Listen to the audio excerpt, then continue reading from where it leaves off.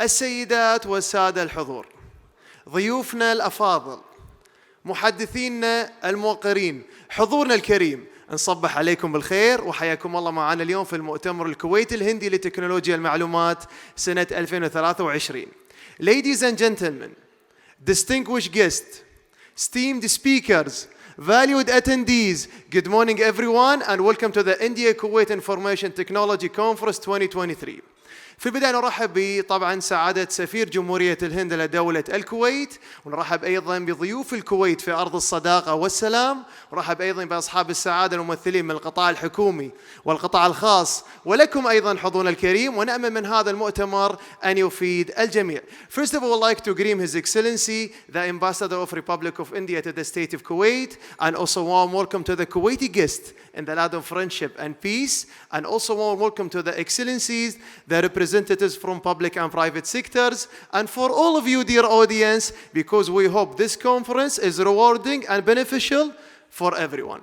حضورنا الكريم، يسعدنا نلتقي معكم اليوم في مؤتمر الكويت الهندي لتكنولوجيا المعلومات سنة 2023، ونجتمع معكم اليوم لمعرفة آخر التطورات فيما يخص موضوع تكنولوجيا المعلومات، وأيضا تبادل الخبرات مع المختصين في هذا المجال.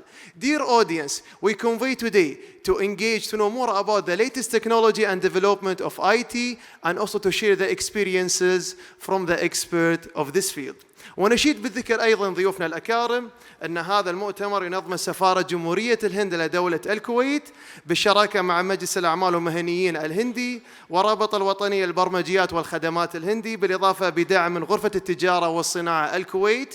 Dear audience, it's worth mentioning that this conference organized by the Embassy of India to the State of Kuwait, and also partnership with India Businesses and Professional Council IBPC and National Association Software and Services NASCOM, with support of Kuwait's Chamber of Commerce and Industry.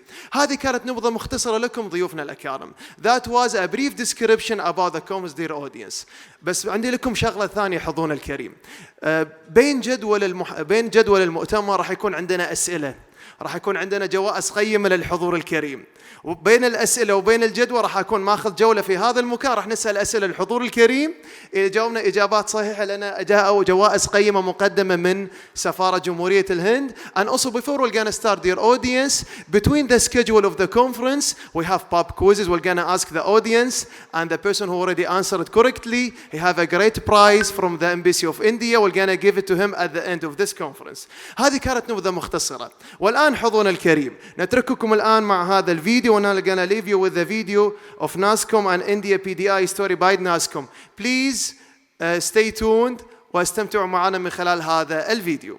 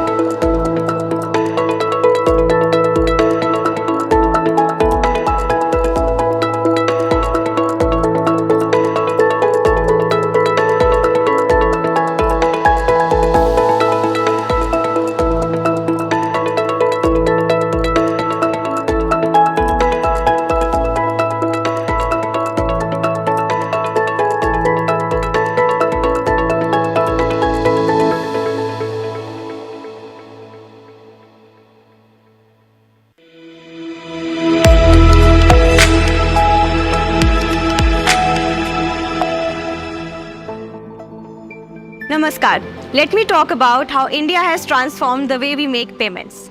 Now, I'm sure you must be familiar with the conventional ways of going to a bank, standing in the queues, and getting cash for our everyday expenses, right? Now, imagine being able to receive and send money instantly within seconds without the use of cash or credit cards. Sounds interesting, right? Now, to make that happen, the government of India in 2016 introduced UPI, the fastest payment method, wherein with just a few taps on your phone, you are able to do these easiest transactions. And the accessibility is so convenient that everyone in India, every nook and corner of India is able to access this and able to use it, making it cross 8 billion plus monthly transactions in the year 2023. To make that happen, the Government of India introduced the fastest payment method, UPI, Unified Payment Interface, which has made the magic of faster payments possible. Let's see how. While you have already experienced the power of fast payments in UPI, let me demonstrate the magic that happens behind the screen. While the user only experiences the lightning fast payment, there's a network of players such as Payee Bank, Receiver Bank, NPCI server, and other bank servers in the backend.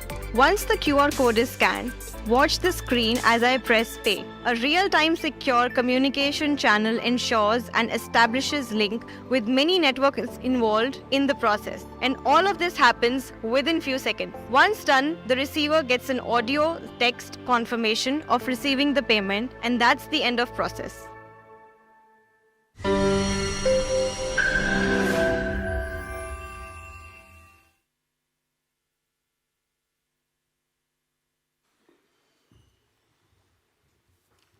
كل الشكر لجميع القائمين على هذا الفيديو. Special thanks to the people who already did this video. ونستكمل معاكم حضورنا الكريم برنامج هذا المؤتمر. Now we're going to continuing the schedule of the opening ceremony of the conference مع كلمة سعادة سفير جمهورية الهند لدولة الكويت. Now we're going to hear the speech of His Excellency, the Ambassador of India to the State of Kuwait, Dr. Adarsh Sweke. Please proceed to the stage. Good morning. Ms. Wafa Al-Khatami, Board Member KCCI, Mr. Omar Al-Omar, Chairman Citra, Mr. Isam Al-Khishram, CEO KNET, Mr. Gurvinder Lamba, BPC Chairman, distinguished delegates from NASSCOM India, distinguished speakers and panelists from Kuwait, distinguished members from various government and private sector organizations in Kuwait, friends from media, ladies and gentlemen, a very good morning. I welcome you all to today's India-Kuwait Information Technology Conference. I thank all our partners who has worked tirelessly with the Embassy over the last few months, and particularly the IBPC, the Indian Business and Professional Council, the National Association of Software and Services Company of India, which has sent a multi-level, multi-company, high-level delegation despite the competing obligations. Our gratitude to KCCI, which has always been supportive of our efforts in strengthening economic partnership between the two countries. And a sincere appreciation to CAIT, the Central Agency for Information Technology, and etc., not only for their presence today, but also for the full support in our endeavors.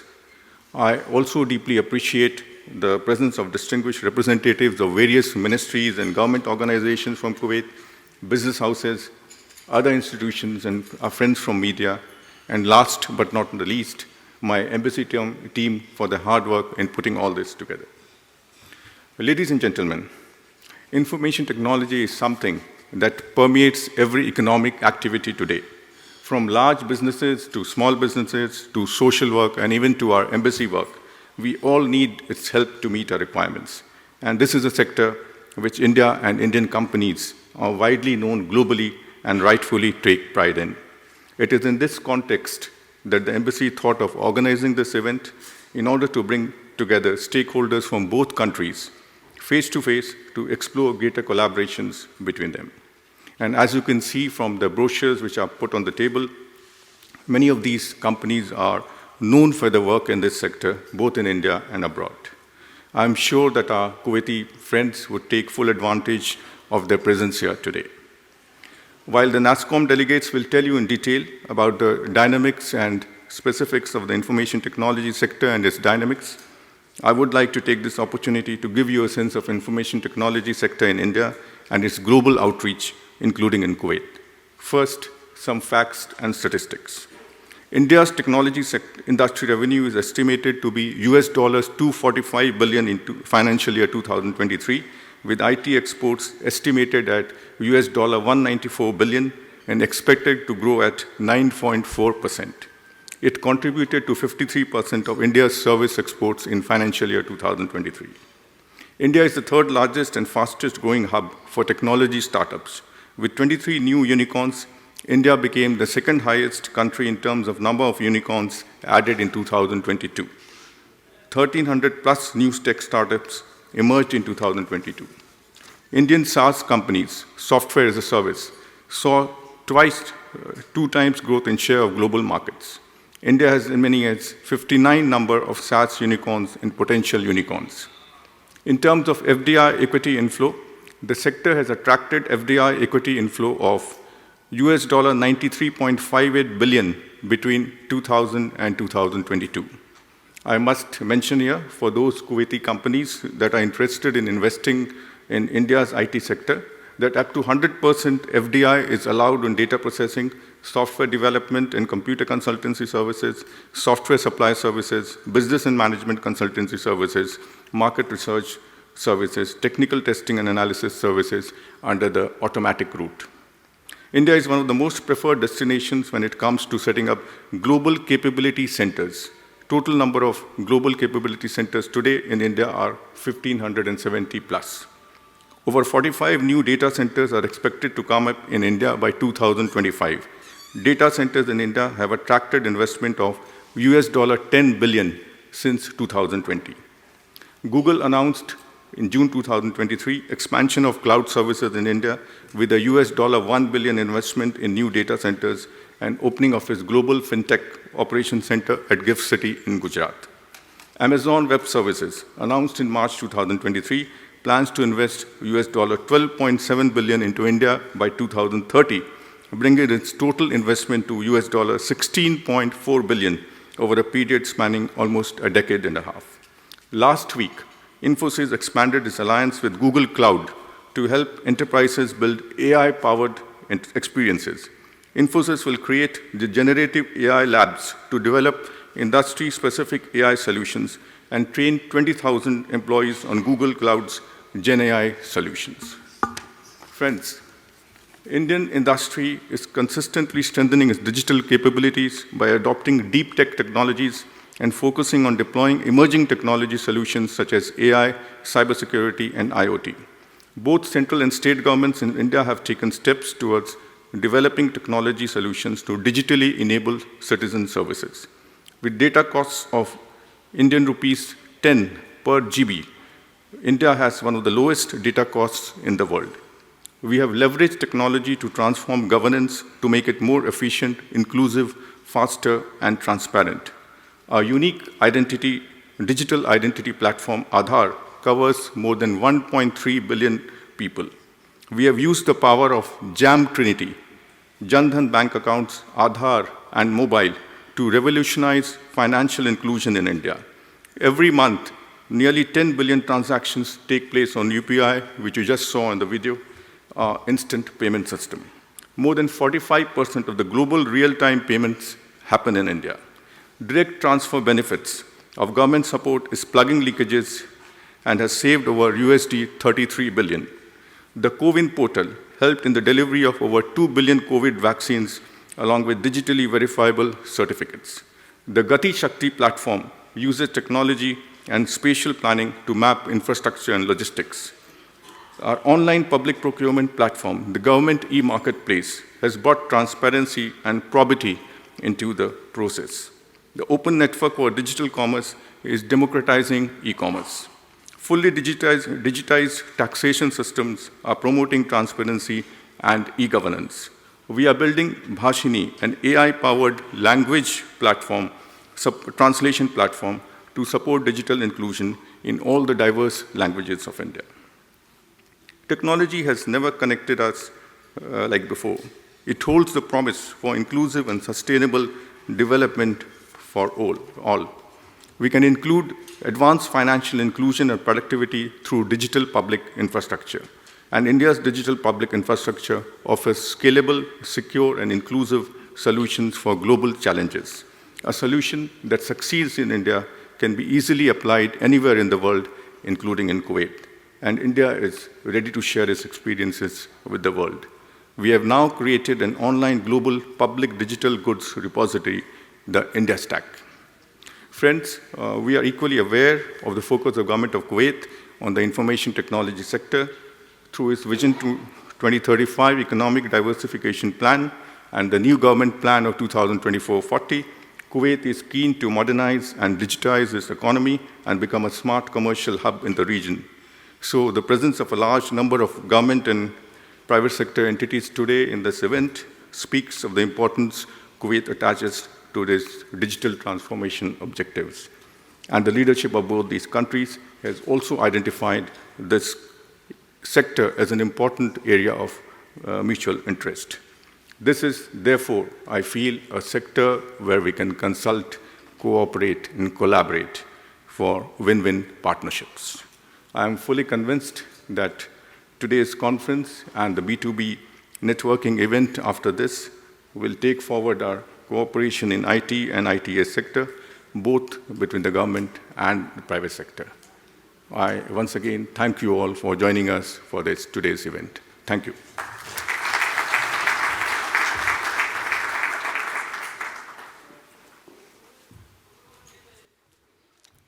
Special thanks to His Excellency the Ambassador of Republic of India to the State of Kuwait for his wonderful speech, and we also appreciate the bilateral diplomatic relation between the two friendly countries. كل شكر لسعادة سفير جمهورية الهند لدولة الكويت على هذه الكلمة، فنحن نعتز بالعلاقات الوثيقة بين البلدين الصديقين، فالعلاقات الكويتية الهندية هي علاقة وطيدة وتاريخية، ولمزيد من التعاون والتآخي والتعاضد هي حقيقة راسخة. ونستكمل معكم حضورنا الكريم برنامج هذا المؤتمر، ولنا gonna continue the schedule of the conference مع كلمة رئيس مجلس الأعمال والمهنيين الهندي. Now we're gonna hear the speech of Chairman of Indian Businesses and Professional Council IBPC.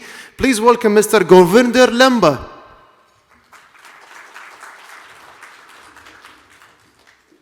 Hi, good morning, dear friends. Very warm welcome to all of you to join us today, and really appreciate the effort put in by our Indian Embassy and us IBPC and NASSCOM to actually make a huge effort to come all the way to Kuwait, and thank you all. So let me start by saying that we want to extend a warm welcome to our Ambassador of India to Kuwait, His Excellency Dr. Adarsh Vaika, Board Member of Kuwait Chamber of Commerce and Industry, Ms. Wafa Al-Khatami, Mr. Omar, Chairman of CITRA, Dr. Chetan Semant, he is the Director for SME at NASSCOM, and Mr. Ajay Singh, the Regional Director of Tata Consultancy Services. And today, after the presentation, we have a panel discussion. So I would like to mention that from the panel discussion, we have Mr. Muhammad Al-Tura. He is the Chief of Market and Competition at CITRA. Mr. Muhammad Abu Atiyah, the Director for Network and Security at the DR United. Mr. Mark Diamond, he is the Chief Technology Officer of National Bank of Kuwait. Mr. Naveen Parthi, he's the VP of Sales at NRA of India. And Mr. Adil Hussain, co-founder and CEO of Technostask Business Solutions India. And of course, the moderator will be Mr. Ajay Singh from TCS. So let me start again by saying that I am Gurvinder Singh Lamba, Chairman of IBPC, and I'm joined here with my team of co-office bearers, Mr. Vice Chairman, Mr. Kaiser Shakar, Secretary, Mr. Soli Matthew, Joint Secretary, Mr. KP Suresh, and Treasurer, Mr. Surita Arora. So IBPC operates under the patronage of the Indian Embassy and the Ambassador to Kuwait. This platform provides a valuable opportunity for the Indian diaspora in Kuwait to foster both cultural and professional connections. We deeply appreciate the steadfast support and facilitation of the Indian community's growth by the leaders of Kuwait and the broader Kuwaiti community for many decades. Amid the challenging period of the COVID pandemic, IBPC made significant contributions to the Amiri Diwan and the Red Crescent Society, aiding in humanitarian relief efforts and providing support such as food and oxygen to fellow citizens. Throughout this time, the government and the citizens of Kuwait have been very generous in their support. Looking ahead, we aspire to create even stronger collaborative ties between Kuwait and India through the IBPC platform under the umbrella of the Indian Embassy. This year, the IBPC team, accompanied with 65 delegates, attended the 17th Pravasi Bharati Divas, an event hosted by the Prime Minister's office in India every year since 2003. This is a non-resident Indian forum to acknowledge the contributions of the Indian diaspora globally and to further encourage investments into India. During our participation, we had the opportunity to engage with many industrialists, and the prevailing sentiment was clear: India is on the move. India's foray into the future started with our Prime Minister, former Prime Minister. He was then the Finance Minister, Dr. Manmohan Singh, back in '91. Dr. Singh is credited with kickstarting economic reforms and putting India on track towards its development. Over the last decade, our Prime Minister, Shri Narendra Modi, and his team of experts have taken India to unprecedented heights of progress. The PM's Made in India initiative has been executed by nearly all the states in India, and with them providing facilities and support for the investor to invest with confidence. The decades of 1970s was very important. This was a period when computer industry blossomed in India, and the 80s was when the software development by various companies began in right earnest. And that's why you see that in 1988, NASSCOM was established. Today, technology continues to evolve rapidly and permeate more layers of business operations. Digital solutions have become an integral component of growth roadmaps for all enterprises. India's leaders and entrepreneurs have very competently moved India into a digitally empowered society with a knowledge-based economy. At present, India holds a strong position in terms of advanced technology. India also serves as a knowledge warehouse with the existence of its qualified and trained manpower. All of this has converged to give India an opportunity to become a hub for technology and innovation as corporations look to adopt technology at a global level. India today is emerging as a key player in the global value chain with its ever-growing IT solutions and the expansion of its manufacturing sector in pharmaceutical, chemical, automotive, aerospace, agriculture, and many more. This conference aligns with Kuwait Vision 2035 in driving digital transformation and adoption across all sectors. We hope that the most invaluable skill set with us today, both from NASSCOM representatives and the Kuwaiti side, will be highly valuable to the leading authorities and companies in the field of digital transformation. Today, you will hear from the experienced professionals from Kuwait and India, as well as observe a panel discussion being moderated by Mr. Ajay Singh. I'm certain that each one of you will leave here having gained new knowledge and having been enriched by the wisdom of these remarkable leaders in their respective fields. And last but not least, please remember to take your booklets which are on your table so that you can access the resources that you need. Thank you so much. All the best. Thank you.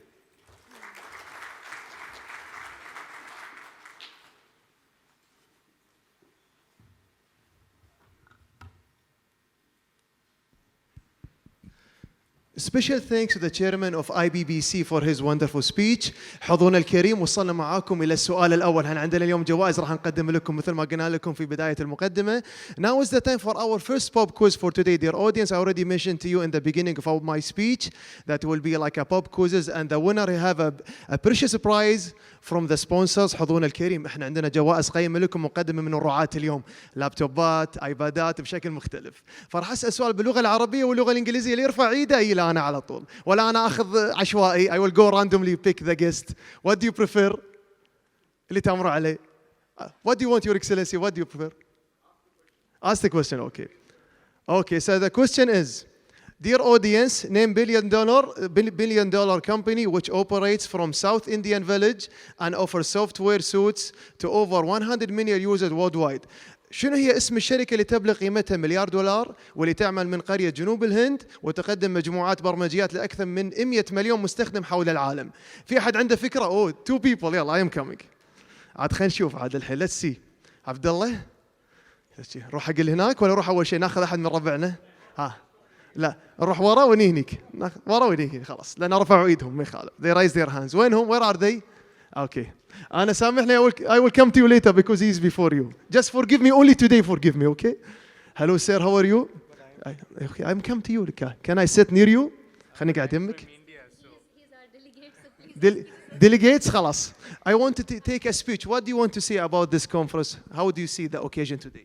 I think it was a great one and very inspiring that we are able to see a lot of delegates is coming here. I think it will be really a fruitful one. Thanks for that. Thank you so much for your speech. Let's go for another guest. يعطيكم الصحة والعافية. مسي عليكم بالخير. Yes, okay. Hello everyone and please introduce yourself. Yeah, my name is Mufaddal. I work in Al Hakimi supermarket. The company what you are talking about is Zoho. It's situated in a very small village in Kerala, in South India, and they are providing email services and all kind of hosting services. Actually, I want to ask you, is it the right answer? But I saw already people are clapping. يصفقون من هناك. Thank you so much. This is right. Zoho Corporation. Congratulations. And the prizes are coming to you from the UV Technology Company. Thank you so much. So you already answered correctly, Abdullah. It's okay. يعطيكم الصحة والعافية ونستكمل معاكم حضورنا الكريم جدول هذا المؤتمر. مثل ما قلنا لكم احنا من بين الجدول المؤتمر عندنا أسئلة نقدمها للسادة الحضور. Dear audience, as already mentioned in the between the conference, the schedule of the conference, that we have a pop quizzes just to refresh everybody, and they are already presented by the sponsors of this conference. حضورنا الكريم نستكمل معاكم جدول هذا المؤتمر والآن مع كلمة عضو مجلس إدارة غرفة التجارة والصناعة الكويت. Now dear audience, we are going to hear a speech from the board member of Kuwait Chamber of Commerce and Industry, Mrs. Wafa Al-Qatami. Please proceed to the stage.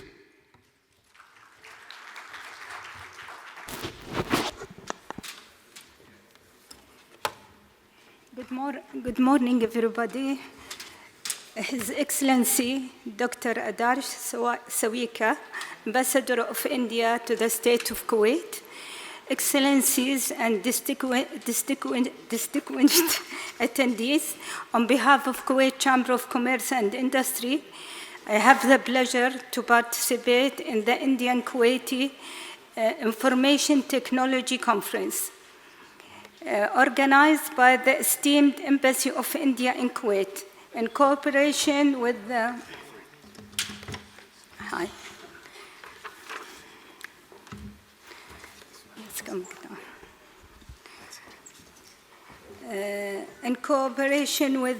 National Association of Software and Service Companies, NASCOM, who visit Kuwait with a delegation that includes prominent companies in the field of IT and software industry. Kuwaiti business sector follows with admiration the great progress that India has achieved in this market, which its value is estimated at $245 billion. You may agree with me that the ICT sector has become an essential need to all business, especially the knowledge economy, e-commerce, and cybersecurity as well. Companies operating in banking, finance, insurance, telecommunication, and many other sectors are keen to be in line with the advanced technologies in order to offer the proper digital services and to ensure the risk avoidance of electronic piracy and loss of important data. Therefore, we are looking forward in this meeting to learn more about the IT and the software industry of the Indian companies, and we hope to see bilateral partnership with their Kuwaiti counterparts.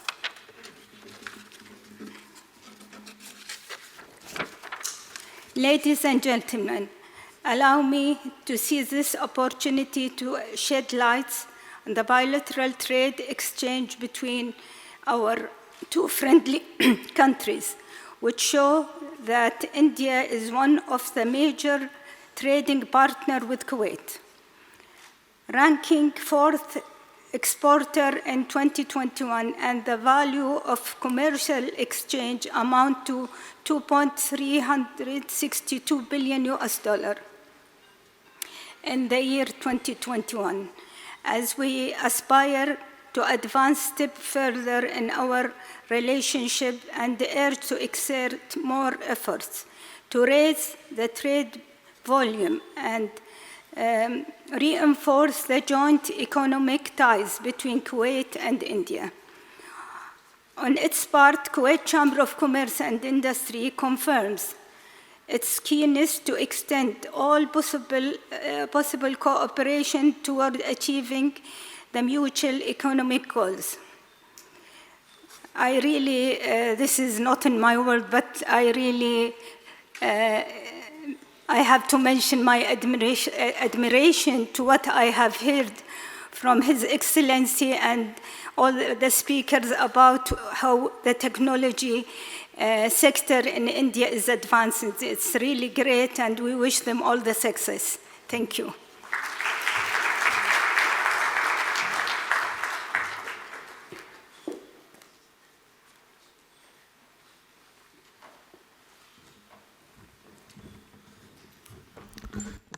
A special thanks to the board member of Kuwait Chamber and Commerce and Industry KCCI Kuwait, Mrs. Wafa Al-Qatami. And now we're going to move it to continue our speech for today, dear audience, but now it's time for the presentation.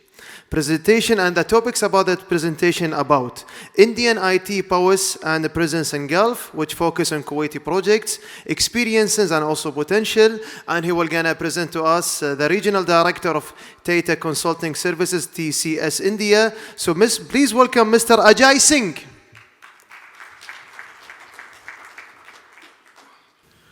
Good morning and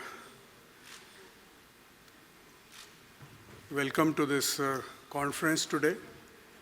And I represent here NASSCOM and also TCS. I head TCS business for Middle East and Middle East, based out of Dubai. And just wanted to take you through the Indian technology industry's success and how NASSCOM has been at the forefront of it, coordinating, facilitating, and promoting Indian IT industry globally and across different forums.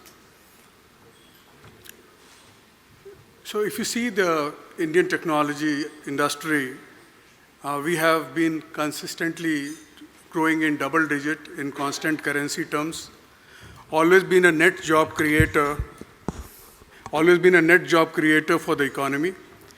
And our contribution to the GDP of India has been 7.5%, which is, from a sector perspective, quite high. And we contribute to more than half of our service exports from India, 53%. This year, we probably will clock about $245 billion in terms of revenue. And the net increase would be about close to $20 billion, $19 billion here. And the good thing about Indian IT industry is that generally, most of our business comes from abroad. So when we talk about Indian IT industry, most companies would have anything between 80 to 90% of the business coming from global markets. And in terms of global market, US typically leads, and followed by Europe, and then Asia Pacific, ANZ, and India and Middle East Africa. And there is a domestic push as well, but probably the domestic push for most companies is around 10 to 20%. And main sectors typically are BFSI, retail, telecom, manufacturing, healthcare, etc. From an employment perspective, Indian IT industry has created 5.4 million jobs. India is in a unique position in terms of getting about 1.6 million engineers every year.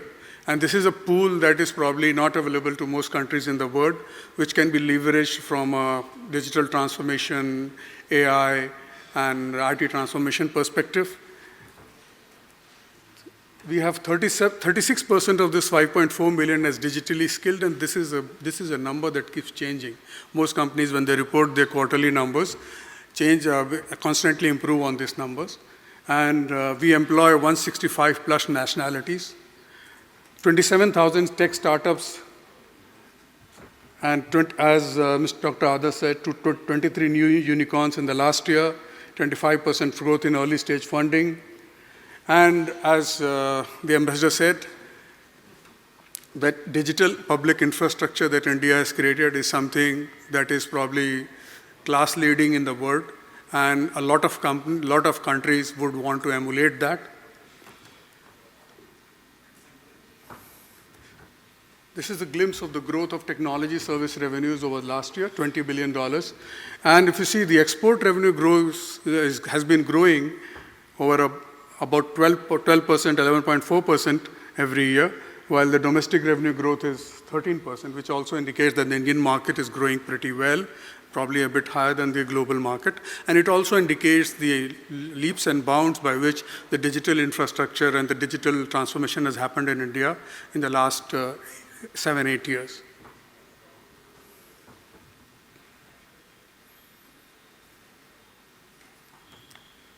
So from a growth in digital revenues perspective, most companies believe that about 35% of their revenues is digital.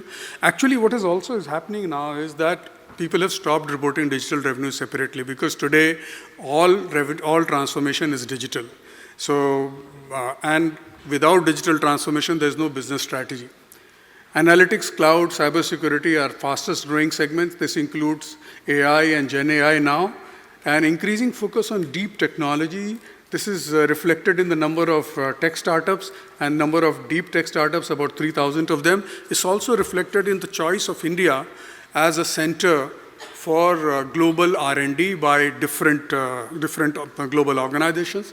It's also reflected by the number of global capability centers that are being set up in India. 73% 73% of all tech patents filed in India in last year were in emerging technologies. And as I mentioned, 1,400 global R&D centers in India, and the increase in global capability centers, etc. So I mentioned about the 5.4 million workforce. We have been number one in AI skill penetration globally, number two globally in terms of AI machine learning talent pool, number three in cloud professionals globally, and this number probably will change and probably will become number one in most all of these.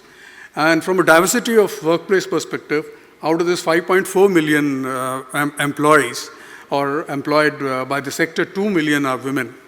36% is a very high gender diversity to aspire for most global countries.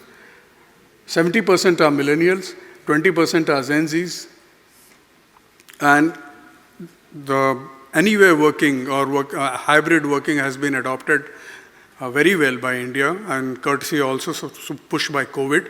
85% of employees operate in a hybrid model, and 25 tier 2 and tier 3 emerging tech hubs in India. When I talk tier 2, tier 3, we're basically talking about not the top 4-5 cities that everybody knows: Delhi, Bombay, Bangalore, Hyderabad, Chennai, Kolkata. And so this tech transformation, this tech services transformation is moving to the next layer of cities.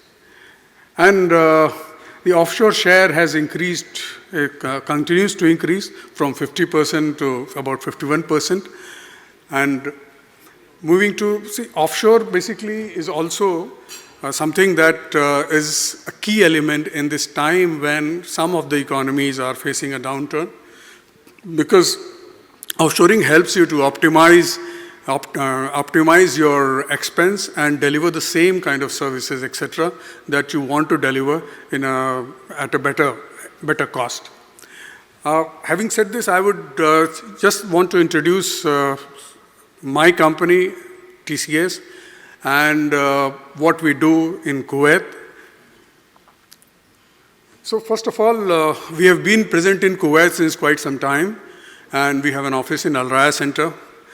TCS is somehow, you can say, the bellwether of IT services industry.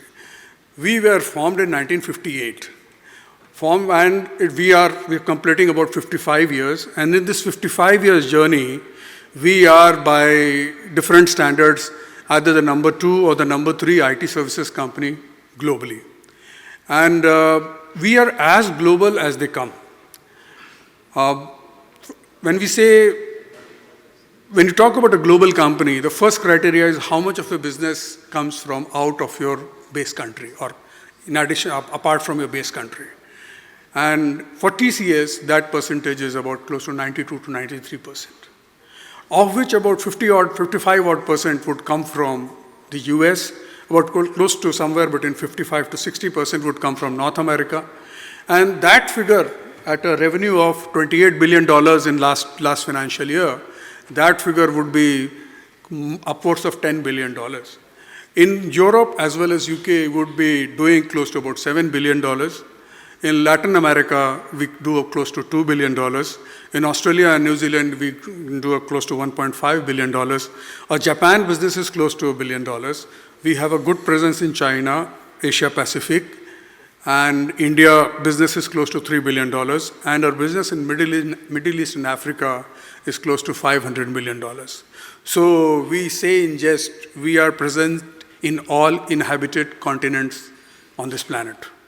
So we leave Antarctica for that. So, and our business, the unique thing about TCS is our business is basically structured by industry verticals. What it really does is that it helps our clients leverage our business knowledge of 55 years. When we talk to them, when we advise them, when we consult them, and we deliver our solutions, etc., solutions to them. And each of these business verticals that you see here are upwards of $1 billion. So something to be a business group or a business vertical for TCS, it has to be at $1 billion benchmark. So what it does is that it accumulates a lot of experience within TCS of that particular industry sector, which helps us to contextualize what we do to our client's environment. So as you would see, banking, financial services and insurance is the largest market, probably again, close to 45% of our business comes from banking, financial services and insurance. And within that also, as things have grown and business has grown, we have created subunits of banking, capital markets, which includes stock exchanges, market infrastructure companies, and other financial institutions. Insurance, again, separately. Life sciences and healthcare is another big business segment, close to probably about $5 billion now. We work globally with a lot of large life sciences companies and on a lot of payers and also some providers in healthcare. And retail is another large vertical, again upwards of $3 billion, probably $3.5 billion. And from a travel and logistics perspective, which will include your airlines, your logistic companies, etc., it's again a significant business upwards of $1 billion. Communication, media, and information services includes telecom, again close to $3 billion. Energy resources and utilities includes oil and gas and metals, again close to about $1.5 billion. And education is a new business vertical that we have started. Our focus is on both K-12 as well as the university segment. And public services, that is government business, has been a consistently sizable vertical for TCS, upwards of $1 billion, though mainly in India. And in India, we have been the pioneer in terms of the projects that we have done for the government. And when number of companies in India wouldn't want to go into the public sector business, we were the pioneers who created a lot of public sector IT infrastructure in India. So the reason to mention this is, one, to understand that when we talk to you, we'll try to talk your language in terms of the business segments that you belong to. And two, that if you see, even in Kuwait, The key business segments would be probably government, banking, financial services, retail, and telecom, and oil and gas. In terms of the services that we offer to these business segments, you see, consulting-led approach is what we focus on. Cloud is a very important component of our strategy and our revenues and our business. So much so that we set up 3 separate cloud units to increase the focus on each of the 3 hyperscalers. So we have a separate AWS cloud practice, we have a separate Google cloud practice, and we have a separate Microsoft Azure cloud practice. And for customers who would like to have a private cloud and which is in control, we also offer in some markets enterprise cloud, TCS Enterprise Cloud. And today the world is basically moving into multi-cloud environments and hybrid clouds. So managing cloud expense and managing cloud efficacy and optimization is a key element, and that is also part of our offering. TCS Interactive is the customer experience part of it, which includes the digital experience and also the in-house or the in-house stakeholder experience. Data analytics includes the data analytics layer, the infrastructure piece of the data analytics. It includes artificial intelligence. It includes generative AI. Cybersecurity, as you all know, is a big buzzword. When anything that we do is enabled by IT, so cybersecurity becomes very important, both from a cultural perspective as well as infrastructure perspective or solutions perspective. Network and solutions and services. Basically, if you see in India right now, we are pioneering 5G implementation for one of our government telco companies. This is 5G technology is typically has been generally either with the Western world or with some companies in the Eastern world, in China. And number of companies, number of countries want to have a safe 5G technology which they can rely on. And in this endeavor for India, we have partnered with BSNL, the government sector player, to implement a 5G technology set up for them. IoT and digital engineering has wide applications across areas like oil and gas, across retail, across manufacturing, across metals and mining, etc.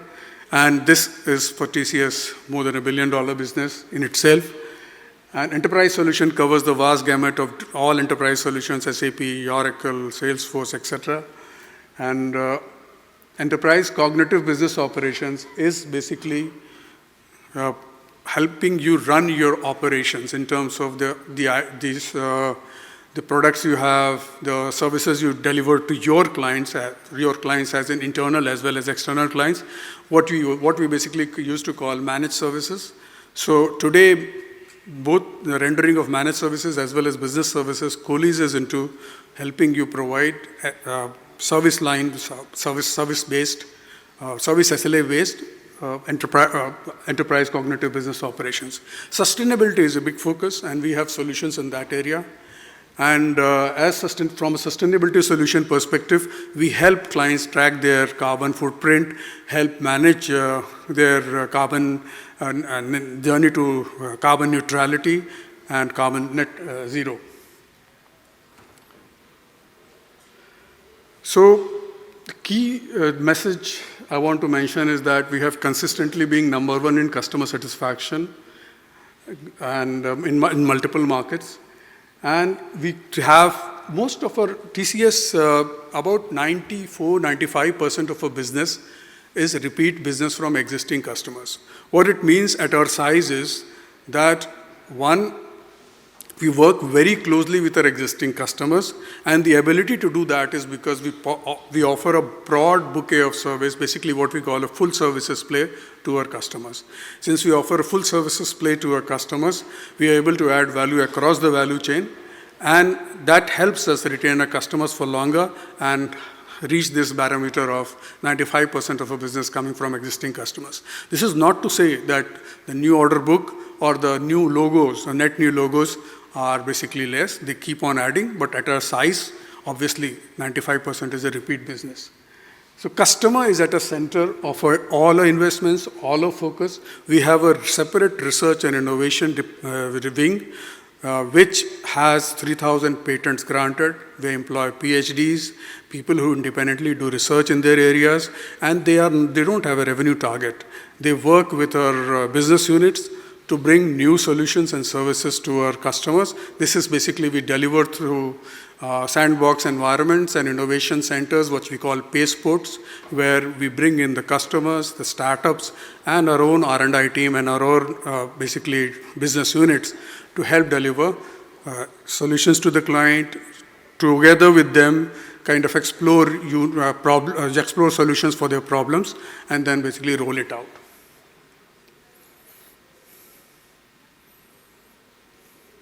In context of this research and innovation, we talk about a co-innovation network, which includes academia. We have about tie-ups with more than 150 universities globally, startups, different startup centers, right from Silicon Valley to other places, India, everything, alliance partners across the board, and accelerators and VCs. And the investments of TCS in terms of this ecosystem can be understood from the fact that we have a TCS Center at Carnegie Mellon, which has been set up with investment of $35 million. We have Cornell Tech, the Tata Center at Cornell Tech, and again set up with sizable investments. We work with the Royal College of Arts in London. So there's a list of partnerships and investments that we have globally. In terms of employees, 600,000 employees, 152 nationalities, 36% women in the workforce, and 100,000 people trained in generative AI competencies.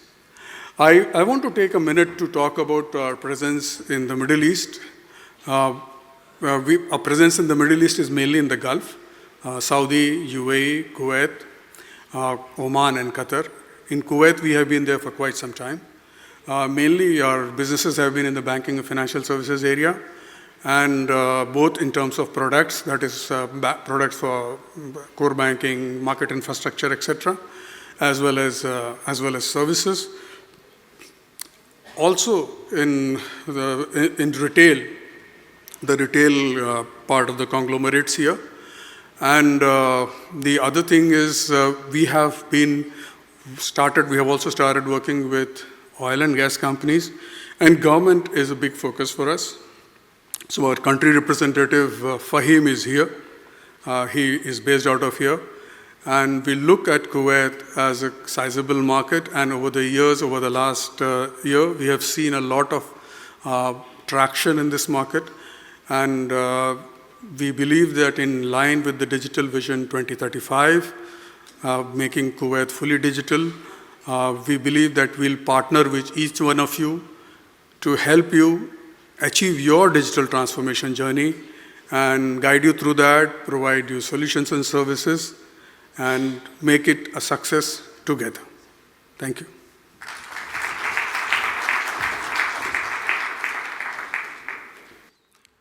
Special thanks to the Regional Director of Data Consulting Services, TCS India, Mr. Ajay Singh. Before we're going to continue our schedule of the conference for today, I will go for our second pub quiz. قبل ما نكمل معاكم نستكمل معاكم برنامج هذا المؤتمر، عندي لكم السؤال الثاني، بس الجواب ما راح نسمع الحين، راح نسمع معاكم بعد البرزنتيشن الثاني. Now we're going to ask our next question, but I will not get the answer now, I will get it after the second presentation. The question is, what does PAAS stand for؟ شنو تعني كلمة PAAS؟ دوروا عليها, search for it, وراح نسألكم عليها تالي إن شاء الله. Now we're going to continue our discussion with our second presentation and the topic about a deep dive into the transformative use cases for generate AI. and he will gonna present to us the founder and CEO Connect the Dots Technology, CTD Technology India. So please welcome Ganesh Somasundram. So dear audience, you know, we usually in our shows, in the live shows, we usually changing the schedule, you know, for the benefit for the conference. I already asked you before, like the question is, what PAS stands for? ماذا معنى تعني الحروف الأربعة باللغة الإنجليزية PAS؟ اللي يعرفها يرفع ايده عشان أعطيكم الجائزة التالية. The already got اوكي في واحد رفع اسمه. Already raised his hand. احنا سعيدين جدا اليوم بوجودكم معنا من خلال هذا المؤتمر الهندي الكويتي تكنولوجيا مع مؤسسة 2023. والحلو اليوم المشاركات الموجودة اليوم، الأجواء الحلوة، يعطيك الصحة والعافية اللي موجودة معنا هنا. يعطيك الصحة والعافية. هلا مرحبا، مسي عليك بالخير. نتعرف عليك. معك سعد العجمي. حياك الله، يا هلا مرحبا فيك. طبعا استاذ سعد احنا التقينا معك قبل شويه وانت من الناس اللي مهتم في الامور هذه.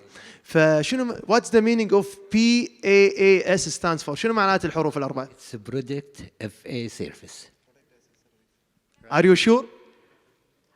I'm sure. Congratulations, that's the right answer. يستاهل stand of applause، يستاهل تحيه. الف الف مبروك.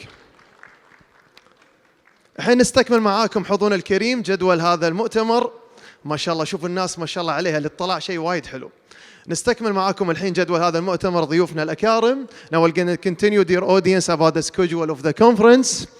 So about this one, سليمان يعطيك العافية. تدرون احنا كل شوي قاعد نغير، كل شوي، كل هذا لمصلحة الجميع. Now let's continue, dear audience, about our presentation, dear audience. So the topic will be about a deep dive into the transformative use cases of the Generate AI. And the topic we're going to present to us the founder and the CEO Connect and the DOS Technology, CTDS Technology India. So please welcome again Somasundram and also Mr. Ganesh, his surname. Please proceed.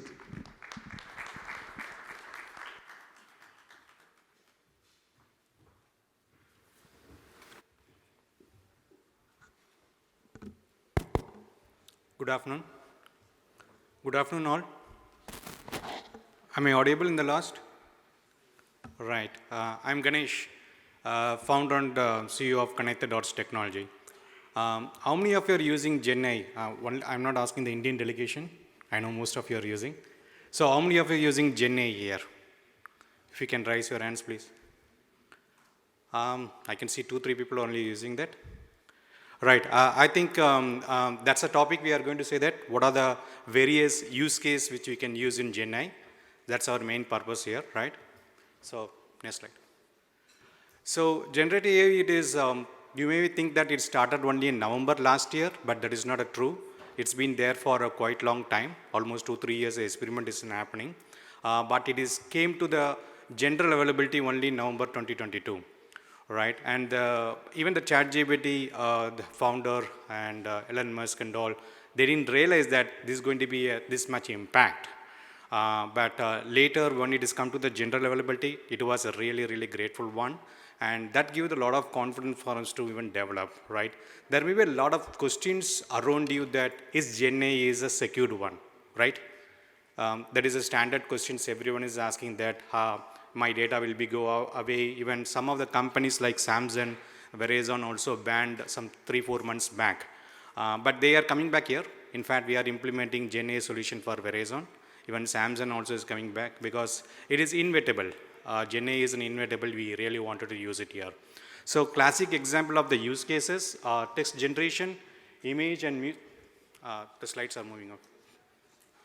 Yeah, music generation and video. These are the few things which we can use for GenAI. As we are having different industries here, we will also touch base couple of things here. And which industry, how do we can use a use case here. Next slide.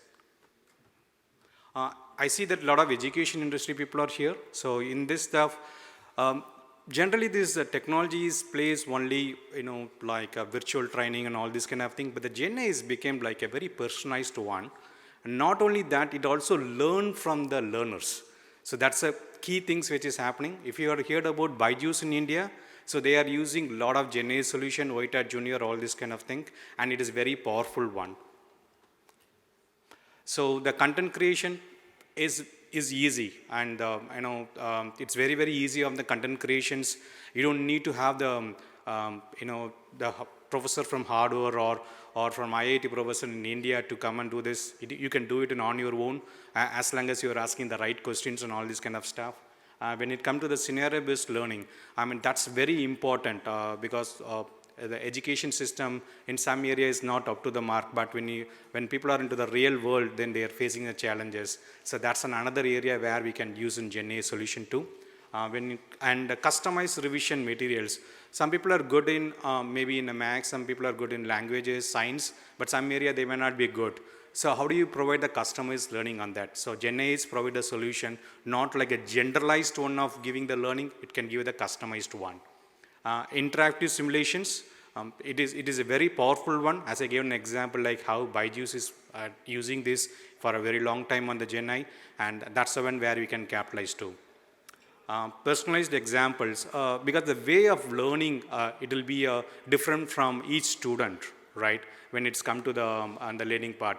But the professor is giving in a very standard approach, like the way I'm talking here, how you are going to give a very personalized one, so that the person who's an average student can understand, and the smart student can understand in a different way, and that's kind of personal learning also isn't possible here.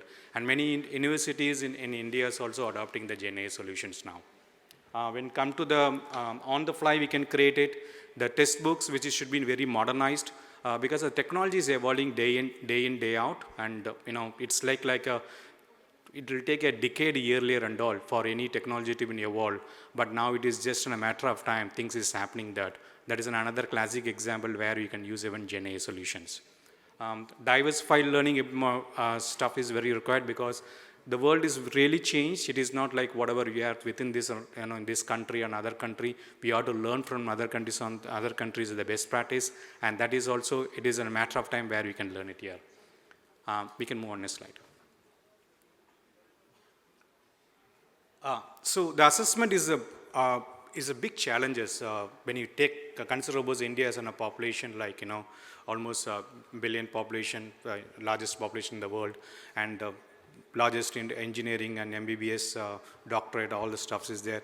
Very difficult for an assessment, and in that area only where this one is really helping. The assessment tool is really helping on the GenAI solutions. It not only that, and when you are hiring a large members in an organization like TCS or Cognizant or Deloitte, right, or KPMG, very difficult for them who are doing the long, big hire and that. So they are using this assessment tool using GenAI solutions, and that helps them to get the right candidate and avoid the fake proxy interview. All this kind of thing can be really avoided, and it is all the interviews is be completely by GenAI, very personalized one. Not only that, the interviewee also get the information about where he is standing, and also can learn from their whatever the areas they are lacking on that. So that kind of personalized assessment also can provide. So this can be used even in education or in any organization also you can use it. It is not only for the white collar job, even you can give it for a blue collar job, right, in the factory or in other areas where the skilled labor is not having the adequate knowledge. They can go with this kind of learning and can help it here. Yeah, move on please. Yeah. So this is another one of the 24/7. I'm a night bird, so I learn many things in the night. I don't do it in the morning. So when you want to provide a 24/7 kind of learning kind of thing, how do you provide that? And across the globe, you need to really want an information. These are the classic example what we can use of it. One thing which I want to say that the customized problem sets. So that is also is a really key things which we can provide it here. Yeah, move on. So that's all the the education side. There is a lot more there in the education side on the and the use cases. Now I'd like to move on healthcare. How many people are here from healthcare industry? If you can raise your hand, please. Yeah, I will fast track. Yeah. So I need to fast track this. I'm getting indication. Yeah. So the healthcare industries there are using is very personalized one, and it is not only predictive analytical which we can do that. Also we can do the proactive also which we can do that. I'm skipping the slide. Next slide, please. This is on the banking industries. So banking industries, we adopted a lot of GenAI solution on banking. which is your KYC kind of thing and tailor-made financial education, all this kind of stuff, which we can do that, and custom saving challenges, which we can provide the stuff. Yeah, move on, please. Next slide. This is another insurance industries. Yeah, move on. So insurance are very great thing about the enrollment process automations, claims process automation, as well as the fraudulent, which we can avoid it. These are the use cases which we can use in GenAI solutions. Next slide. Yeah, we implemented for one of the largest retail like Reliance and Aditya Birla for the 2D and 3D automation. I mean 2D, 3D automation, also GenAI solution which we provided, and that's a classic one here. Yeah. Yeah, so this is a very, if I don't talk about petroleum oil in Kuwait, then what else I can talk? So these are the various simulation which we can use GenAI, and this is a very classic one, and it can be used in very widely for all your simulation, because accuracy is very important here, and the simulation on the safety protocol and the refinery market demand forecast, because market demand is only one is the important one than the economic also, that we can use it here. We'll talk more about it because I'm running out of time. Yeah, move on. One classic example of the use case, move on. So this is an unstructured data, whatever I talked about the text, and how the solution we provided. Next one. Yeah, so I will give few things, just food for thought, as we are also in between the lunch here. What are the AI tools which you can use it? Move on, please. So we can use ChatGPT, most familiar one. Then you can also use Jasper for a tool design anything. And Google Brad is coming on very advanced one now. So that is also for your chatbot kind of thing. Move on, please. So we have for avatar creation, we can use this. For a video generation, you can use that. For a video creation tool also, these are the tools which is widely used. There are plenty of tools, but this is all well-recognized tools are there. Move on. So DALL-E is a very powerful tool on creating the realistic images. Then text to generation also, you can use the Midjourney.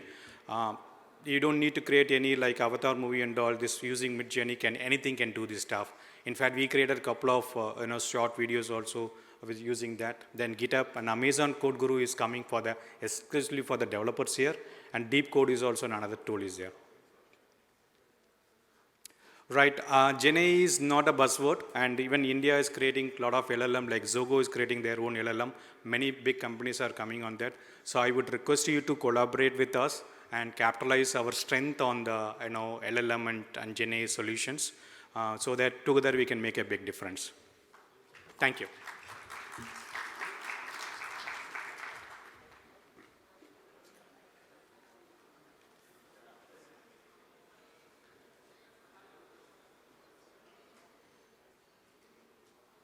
Dear audience, now we have later we have also a discussion panel.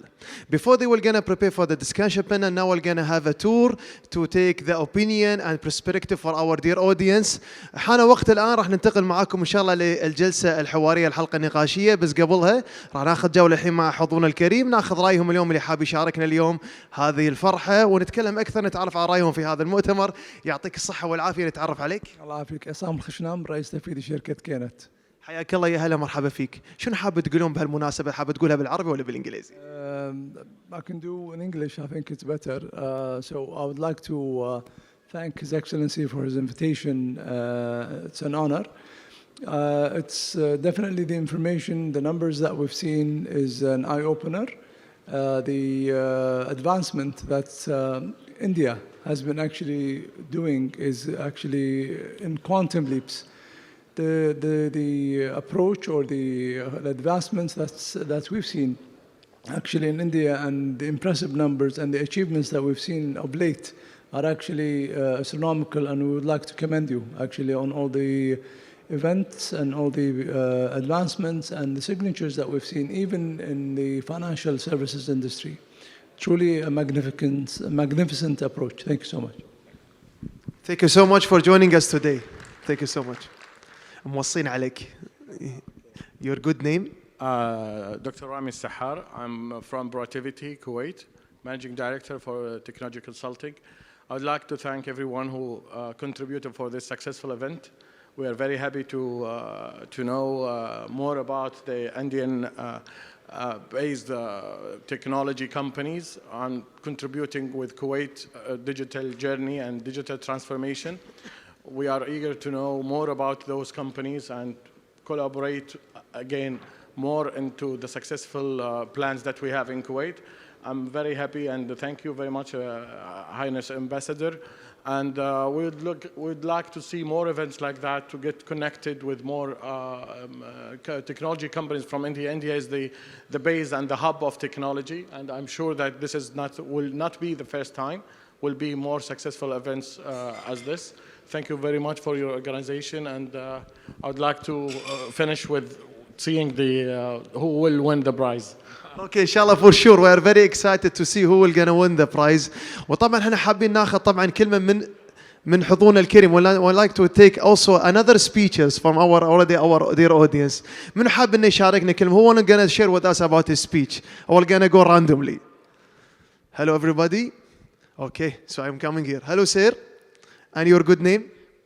My name is Sibi Paul. I am from Salang College Human Partners Group. We are representing for V3 Technologies.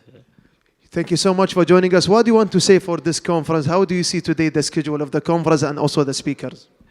The conference, I would like to thank you, Our Excellency, for organizing this conference here. This will give an opportunity to interact with the Indian IT professionals to go to increasing the relationship and improving get to know more about the IT infrastructure in India, and definitely it will give a more support to grow our bilateral relationship. Yeah, yes. Thank you so much. Thank you so much for joining us today. يعطيك الصحة والعافية. واحنا طبعا من خلال وجودنا اليوم قاعد نتعرف على الحضور الكريم، وكل واحد فينا حاب انه يقول لنا كلمة بخصوص هذه الفعالية. منو عندنا الشخص اللي جاي؟ منو حاب ان احنا يشاركنا طبعا ورايه في هذا؟ يعطيك الصحة والعافية. يا هلا والله، امسي عليك بالخير. موصل عليك من طبعا من خطوط جوية الكويتية. نتعرف عليك. Okay. My name is Abdulmanim Abdul Salam. I used to head IT department for 10 years. Now I'm a chancellor for the chairman of Kuwait Airways. Actually, I'm not surprised to see how advanced Indian talent and skill set have reached, because I have been working for a long, long time with Indian colleagues where I have seen them prove themselves. And it's not a surprise to see Tata and other companies improving themselves, where I believe the Indian superpower is going to lead by 2050. Lead the world. So wish you all the best, and thank you everyone for organizing such event, and I wish we will have more and more to come. Thank you so much for joining us. Okay. So now, dear audience, is the time for our panel discussion for today. So first of all, we're gonna mention the panelists, our guests for today. So please welcome everybody from the VP Sales and Diviv India, Mr. Navin Party. And also the co-founder and CEO of Technotask Business Solutions Private Limited India. Please welcome Mr. Adil Hussein Sayed. And also let's welcome also the Chief IT Sector Sitra Kuwait, Mr. Mohammed Al-Turra. And also the Chief Technology Officer MBK Kuwait, Mr. Mark Diamond. And also we call the Director for the Network and the Security, Dayar United Kuwait, Mr. Mohammed Abu Atiyah. Please welcome everybody for this discussion panel. And now we're going to also mention the moderator, Mr. Ajay Singh. Please, all of you, proceed for the beginning the discussion panel. So we'll probably start and let Deepesh join when he is in. So thank you, panelists, for being here, consenting to be here in this panel discussion. While our photographs are there at the background, but probably where we belong to is probably hidden, right?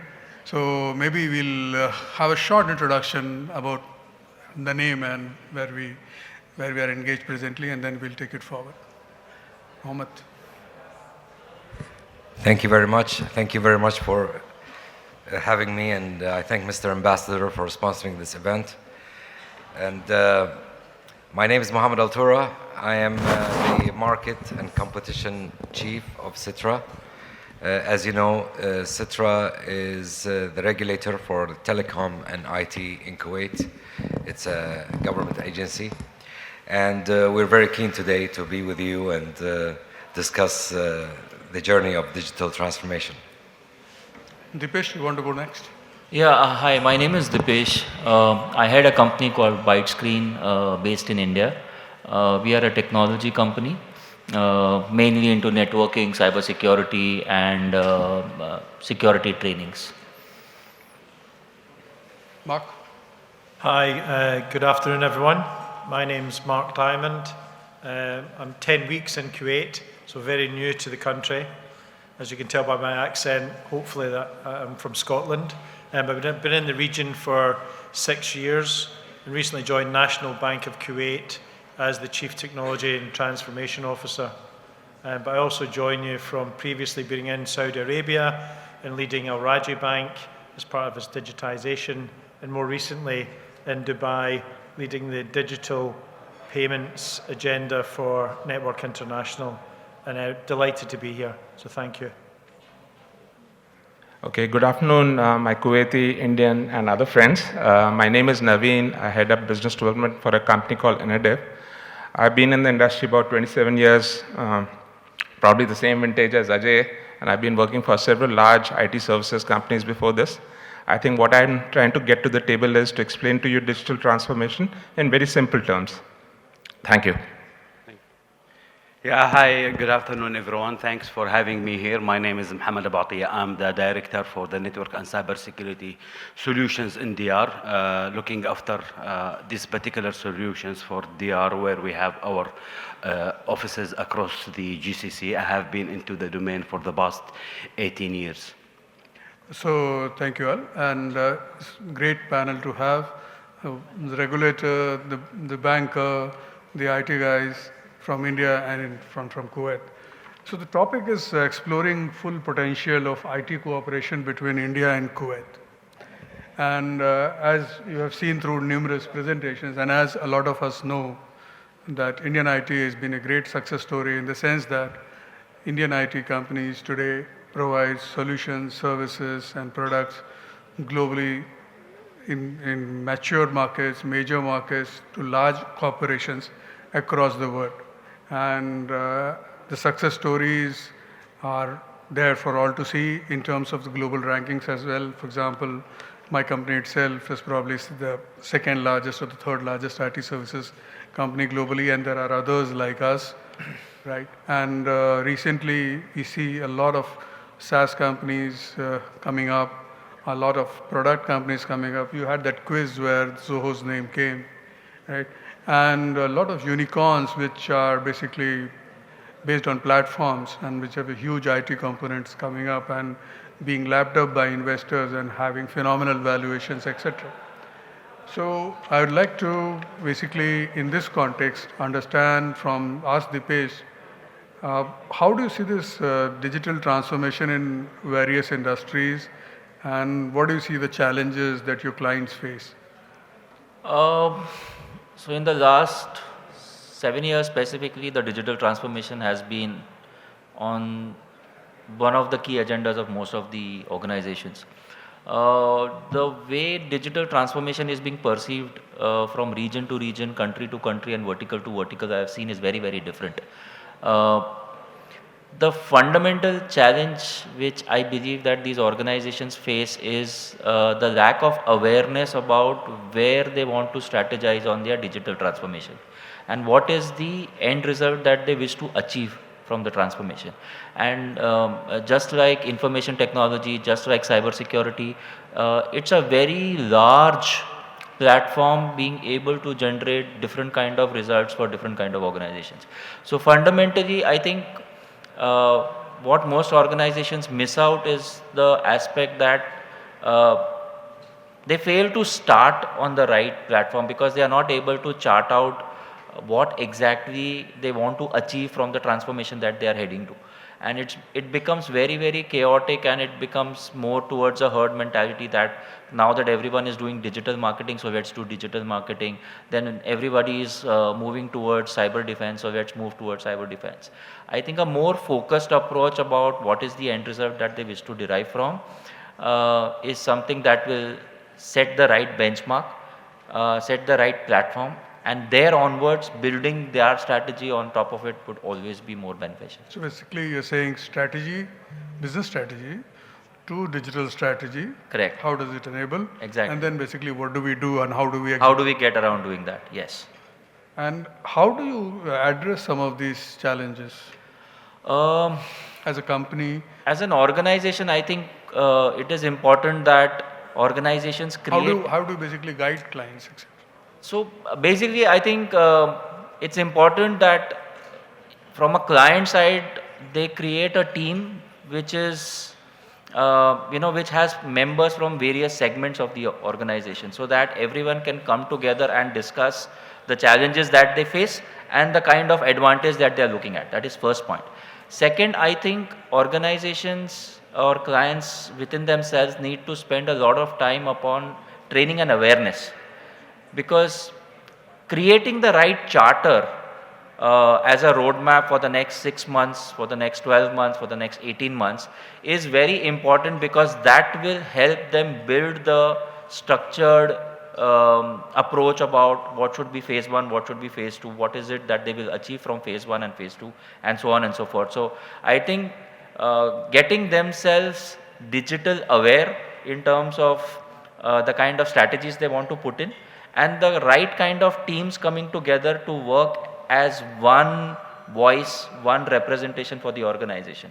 Working in silos creates a lot of chaos, and it ends up in situations where different departments doing different initiatives, and when they all come together, the dots just don't join. That's where I think the chaos comes in. So Naveen, if I were to ask you the same, how do you see this digital transformation in different industries, the challenges, and how do you address in your business? So assuming that we have a mixed audience out here and not all of them are familiar with the term even digital transformation, so for them, I would like to say, and I promise I'd do it in simple terms. So digital transformation is not really only moving software and processes into a new environment. It's really about taking a core area of a business and trying to monetize off that. Now this has huge ramifications. It involves leadership thinking. It involves us trying to figure out new markets, because this digital transformation has the promise of taking you to new business, new regions, moving new products to market. So the idea out here is that you must, as a start, think of digital transformation as two parts. One is you're changing your business from the core.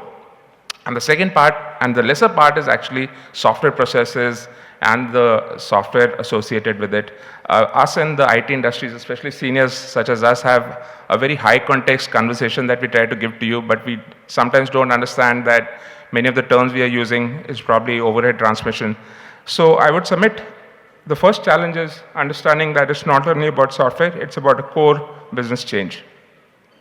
And a way to mitigate that, quite frankly, is if you're a small company, you probably want to have what I'll say a mutual discovery session with the vendor company. So they are very good at understanding what you're trying to do, trying to monetize in your business. For a larger company, I would say maybe you should consider having a digital transformation officer if you're medium or large size, because without which you will not be able to navigate some of the major complexities that a large business entails. Okay. And if I want to get a regulator's view, right? So in the Middle East, we see that a lot of technology adoption over the period of time has been really pushed by the governments, the regulators. So, Mr. Mohammed, how do you see this here in Kuwait, policies and regulations playing a key role in facilitating growth of technology sector? Well, now you force me to admit that my experience now extended for 30 years in this business. So I feel a bit going above mid-age now. Well, I worked for Microsoft in mid-90s for 19 years. At the end of my time with Microsoft, the cloud just kicked out. And I remember I was responsible for Salesforce. So I was going to customer and tell them, oh, we're gonna have to move you to cloud. That was like in 2013. And the customer saying, do you think I'm gonna have my data safe in your cloud? How would I know that? The data is not physically next to me. So moving to cloud probably is gonna make me, get fired or something. So as my colleague said, awareness was not as strong as now. Seeing as a regulator the digital transformation as a journey, we have to make sure that we facilitate the easy regulation to encourage the government sector and the country in the national scale to go to the cloud. Now, as a regulator, we have to, of course, come up with a policy that most countries are doing, called the Cloud First policy, so that we encourage people to go to the cloud. Now, when you think about the challenges other than the regulation, of course, the regulation must be very simple, make it easy to transition people. At the same time, we must consider the security, we must consider the availability, and of course, the business continuity is what makes the cloud even more special than the traditional IT.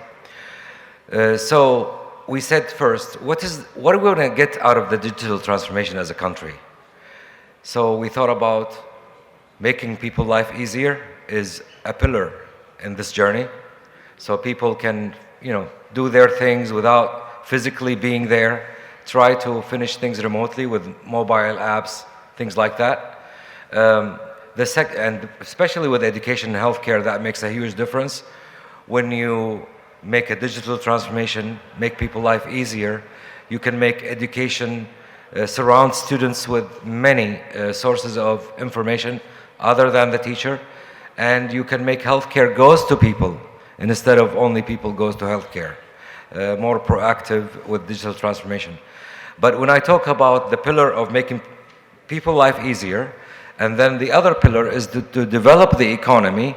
If you think about every country economic indexes, you will find a lot of indexes can be fixed only putting a smart solution into it. Correct. Based on digital transformation. I give an example. Customs procedures. It has an index in the World Economic Forum, GCI, the Global Competitive Index, and they scale this of how easy the country can import, export goods, inside the economy, and that index can be fixed with smart solution with digital transformation, cloud solution. Correct. Can automate this process and make it easy, and improve the index. So that's the other pillar. The third pillar is supporting innovation. So in the old days, you have to create big labs, you have to invest a lot, you have to make sure that every region has facilities for innovators and entrepreneurs and working with academia, of course. But now with the cloud, you don't need to do those type of infrastructure investment to do innovation, because the cloud can create a virtual environment for innovators to come up with the new ideas and new apps to make people's life much easier and develop economies. So these are the three main things that we want to get out of the digital transformation: making people's life easier, develop economy, and support innovation. Now, for us as a regulator, we have to analyze the ecosystem as well that's going to support this journey. And we find that we are missing a lot of resources in Kuwait, especially when we talk about the new trends, AI, big data management, IoT, blockchain. These are the new trends that came out of this journey, out of the digital transformation, that we must have an ecosystem, especially the entrepreneurs and small businesses. This, when we analyze the market as the regulator, we don't find a strong entrepreneur segment in the ICT market in Kuwait. We find a very strong segment in the food chain, of course, as we all know, in Kuwait. It's probably #1 in the region. But we would like ICT to be the same. So definitely our friends in India can help us because they are probably number one, for sure number one, when it comes to that segment in India. And this is where we can definitely develop the ecosystem in Kuwait and have more ties to our economies. Because to me, economy ties with people and exchange of ideas much more than a physical hardware or product, because the intellectuality connection is the strongest. And we would like to have this sort of a bridge between Kuwait and India to have a very, harmonized, let's say, harmonized entrepreneur ecosystem in the ICT. And the innovation as well, because that would lead to innovation and that will help Kuwait to make people's life easier and develop economy. So that's what I would really focus on. Of course, my colleague mentioned the awareness. I think the awareness now is getting better. It's not yet to the optimum level, but it's getting better. You see less people concerned about security when they go to the cloud, because they now more aware that there's encryption tools. There are so many tools that can keep their data secured and limit the access of data, of sensitive data. So, conclusion is, this is a very important relationship between Kuwait and India in this journey. And I feel very optimistic because Kuwait, in a location, very strategic location in the region, this relationship has no border limits, because it's all over the internet and all over the world. It's a global industry now. So, making solution in Kuwait can, with our Indian partners, can extend those solutions outside of the country as well, because we have no borders in the ICT. And I thank you very much. Thank you. So India and Kuwait could be part of our extended technology and innovation ecosystem, and the relationships of over 100 years will move to this new chapter. Exactly. And any specific steps that Citra has taken you would like to highlight? Yes, we work closely with Kate and Kadiba to attract investors and listen to the investors, see how can we make things easier for them to practice their business. This is very important. And we always consult with them on our regulations as well. Before we release it, we get their feedback to make sure that we're doing the right thing. And of course, policies always developed. It's a non-ending game.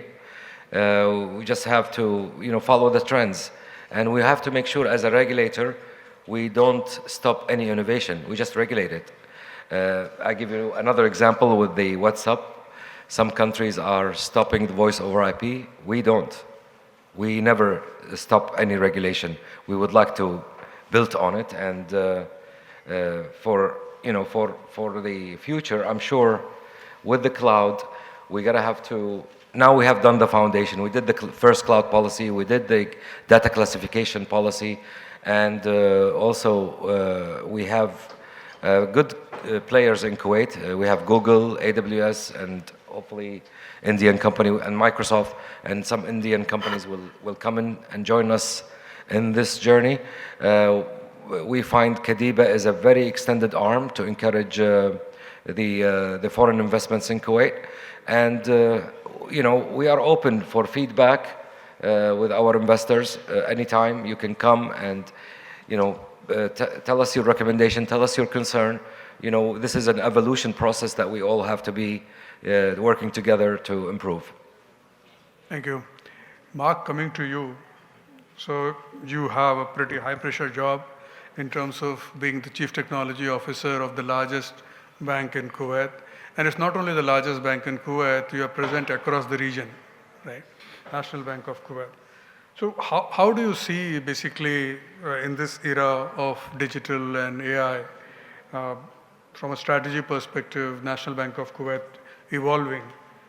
And so I tend to stay away from technology when I talk about strategy. Yep. So bear with me. That's a good thing, actually. Bear with me, right? Because my kind of core concept in coming to Kuwait and with NBK And when people say to me, so what's your strategy? You know, what's your technology strategy? The reality is that my strategy is to enable NBK to compete at the highest level on any channel, on any vertical.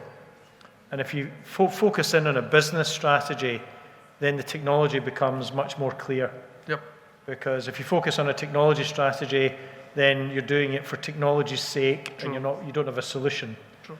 And I've never been a fan of that. So enabling NBK to compete at the highest level is very important for me. And of course, that then spins off. So how do you do that efficiently, economically, you know, and leverage the best tech that's available? To do that, you need a problem statement, you know. So what problem are you trying to solve? And I think at NBK, we're really anchored in on serving the customer. And I think, as my colleague just mentioned here, I think digital is a very overused term. And I think one of the pillars that was discussed here, for me, digital is about simplifying our life and how we work. And anything that can contribute to making that more simple and straightforward, using and leveraging innovation and technology, is something that we are very passionate about at NBK. As you probably know, we launched WeEye not that long ago as the first digital bank in Kuwait with the help of the regulator. And the partnership with CBK, we feel, is a very strong enabler into promoting innovation and simplification in technology. If I think about the corporate market, we're in the process of completely changing our corporate proposition in the sense of the experience. It's very outdated and very popular. We've got some great corporate clients, but the experience isn't where it should be. So we're currently modernising our corporate online and let's call it the mobile or digital channel. So lots of very interesting opportunities, I think, within banking. And having recently supported NEOM in Saudi with a kind of financial services strategy, we came to the conclusion that regulation is very much the enabler for technology. It's the enabler for innovation.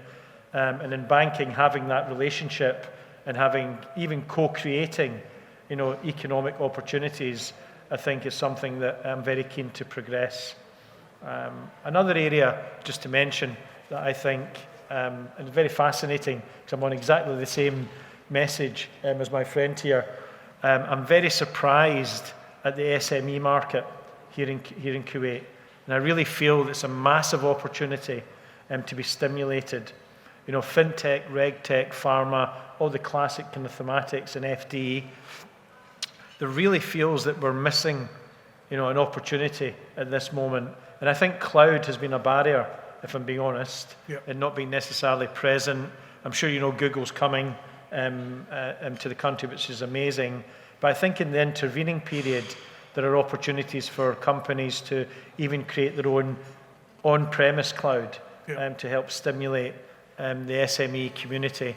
And that's something that we are discussing within NBK in relation to how can we help, you know, kickstart that and provide more digital capability and even education for the SME market.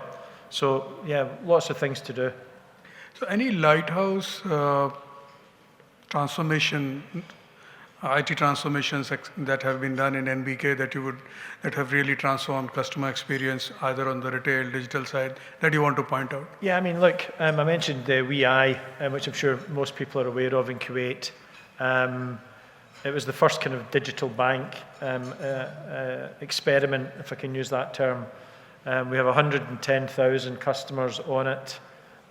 We then revamped the NBK mobile, the more focused consumer application. It's one of the highest scoring digital apps on the stores.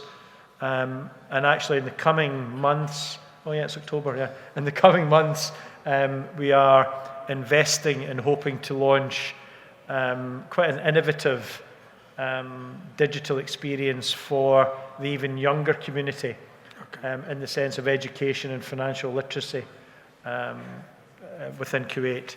So, yeah, I mean, I genuinely feel we're very much at the heart of simplifying banking and the experience for our customers. But more to do for sure. Thank you, Mark. Mohammad Abu Atiyah, coming to you, you are probably the largest local player in Kuwait in terms of the IT sector, private player. So how do you see this conference, this hype that we've created today in terms of India-Kuwait information technology initiative and partnership? How do you see the Kuwaiti companies and Indian companies working together in this field to help deliver solutions and services to clients to achieve this Digital Vision 2035? Yeah, thank you for the questions. It's really impressive to highlight what we are doing as a Kuwaiti-based company, especially in India. India is an IT-based solutions and services a country where these particular services are growing year over year potentially. And many Indian major IT services providers now increasing as well across in the region, where we have partnered with a lot of this particular vendors in delivering different solutions in different market segments when it comes to cloud adoption, AI, cybersecurity, digital transformation, cybersecurity, etc. Today we are partnering with many major and small niche vendors in India, and we are expanding with them here in GCC, such as Sectona, Cyber Heals, and Smoke Screens, and the list keeps growing. As NDR, 15 years ago, when we selected India office, since we have established in Hyderabad, the reason behind that, we were looking to expand our business across the GCC, and we want to have a great extended arm delivering different solutions by having an excellent skill sets and professionals. So India and our Hyderabad office was one of the main offices serving the IT solutions for DR. We rely on this particular office to deliver a complete cloud solutions, NOC services, managed services in terms of application development and application monitoring, in addition to many other solutions.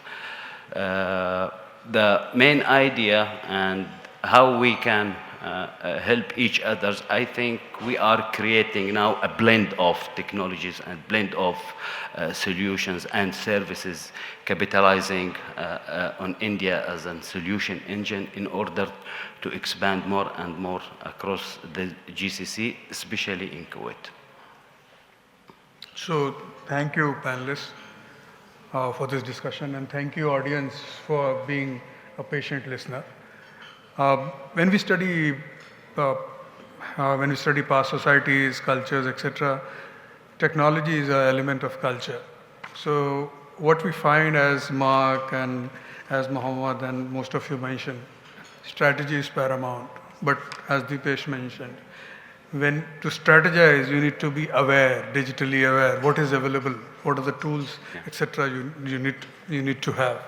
And from there, from that digitally aware strategy, you are basically a strategy that is aware of the technology options that you have, flows, what you're going to do through technology, right? And today,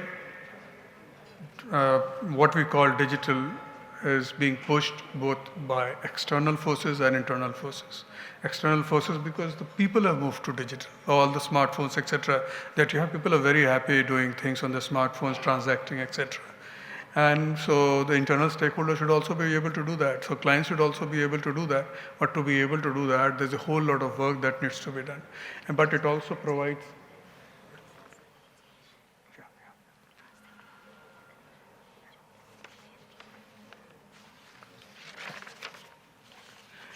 and so basically, this will help.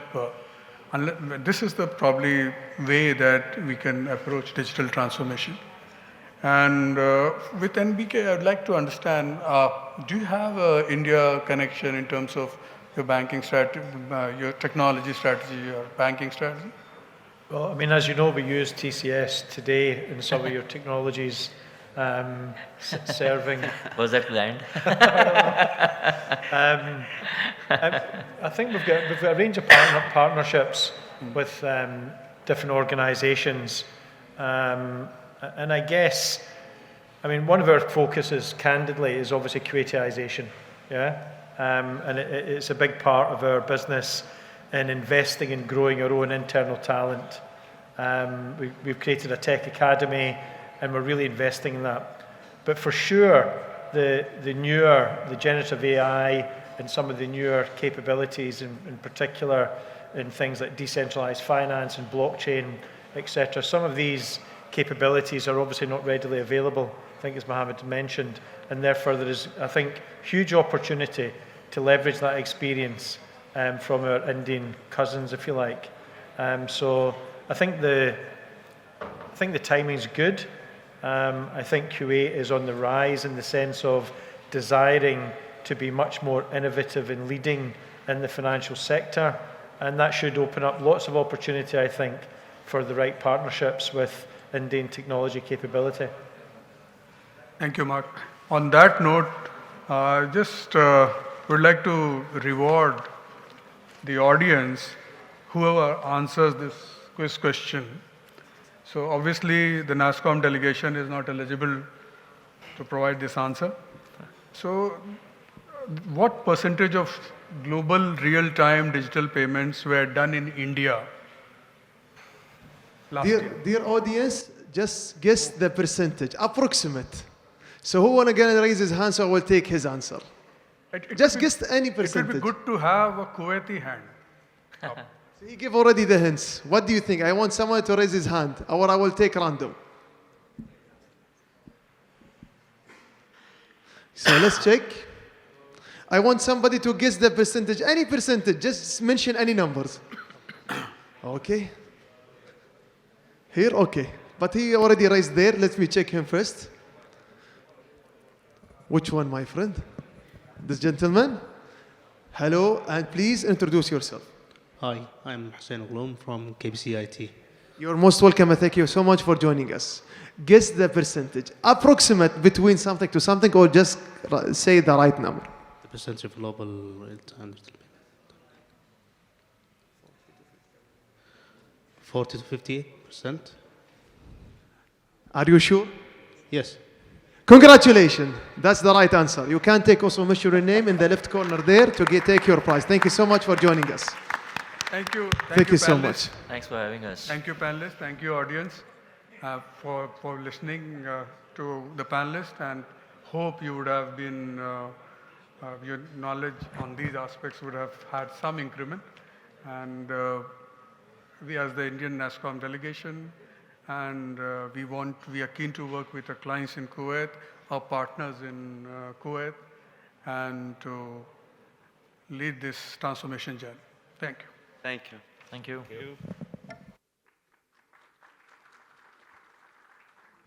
Dear audience, before we go to the break, now is the time for the raffle draw. حضورنا الكريم، قبل أن نذهب now إلى الاستراحة، عندنا الحين سحوبات خاصة. عندنا جوائز قيمة لكم.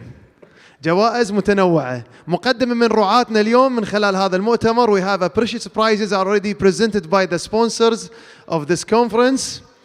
But before we're going to talk about the raffle draw, I would like to welcome our two distinguished guests today. We're going to present the winner, and they will going to pick the number. So please welcome for the raffle draw both of His Excellency the Ambassador of India to the State of Kuwait, and also from the IBPC, Mr. Gurvinder Singh. Please proceed for the raffle draw. Welcome. I see too many business cards here. So His Excellency and Mr. Gurvinder will going to pick a business card, and he will be the winner for today. What is the color of your business card? It's okay. Not too many. So Your Excellency, and Mr. Gurvinder. Just,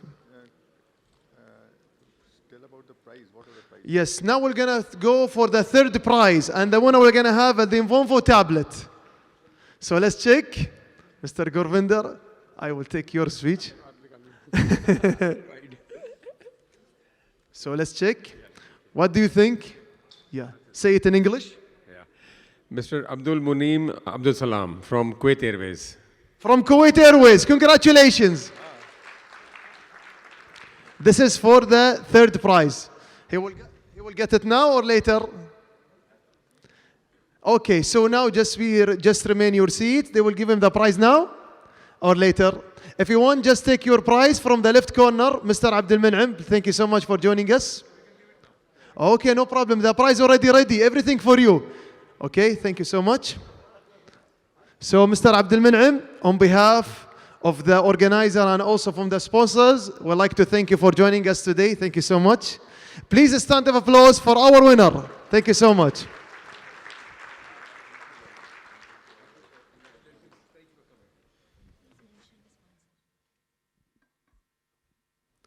And the sponsor from the ABPC. Thank you so much, Mr. Govinda, to be with us now on the stage. And also we're gonna call another person. It will be three of us for the next raffle draw. So please welcome Mr. Haidar Ali Qutbuddin for the Burgan Tech. Thank you so much. Please come here. So we'll be three people we're gonna do for the raffle draw. So now we're gonna go for the second prize, and he will be with us now. He will gonna pull also. Okay. So, khalas, you already settled this card, huh? So let's mention the name. We pulled out one more card. It's Mohannad Al Halak from Ahliya Insurance. Thank you so much. Congratulations. I want to say, where is he? Congratulations. Please welcome. Thank you so much for joining us today. Every time you have to pick more of your business cards. Do extra copies. Thank you so much.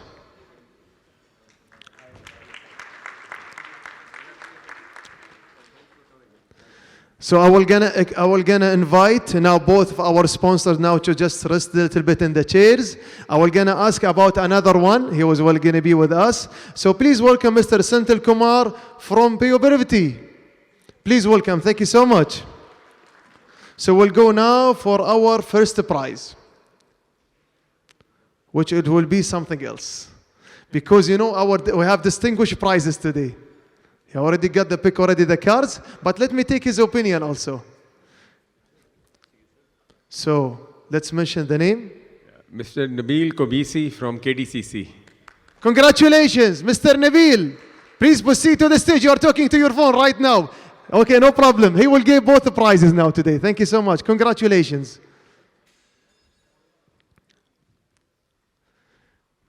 Congratulations, my friend. Alf Mabruk.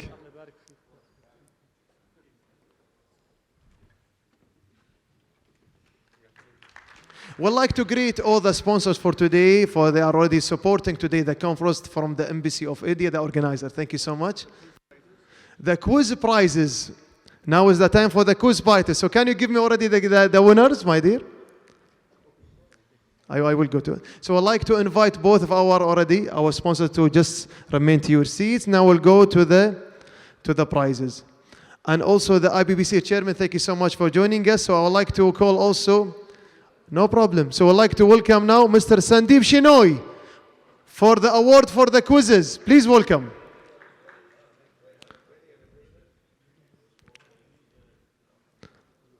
Please welcome. Congratulations. Please proceed to the stage. He is from the V3 Technology, Mr. Sandeep Shinoy. Please proceed for the award to already give the prizes for the winner from our pub quiz. And the winner, we're going to have the HP printer. Please welcome Mr. Mufaddal Kamal. Mr. Mufaddal, congratulations. You are the one who already answered about the Zoho cooperation. Thank you so much for joining us. Congratulations. Please stand up, applause again for our winner.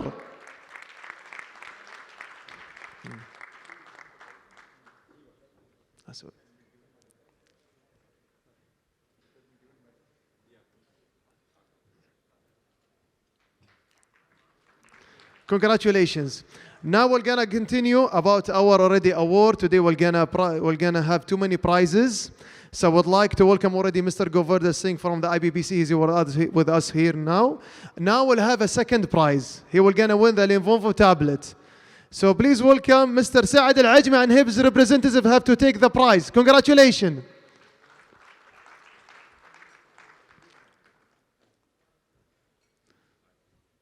Congratulations. Please proceed. It's very nice today we see the cooperative and the sponsor today cooperate together for the sake, for the success for this conference. And thank you so much for joining us for this event. And the last and but not least, we'll talk about the first winner who will gonna win also the Lenovo tablet. Please welcome Mr. Hussein. Thank you so much.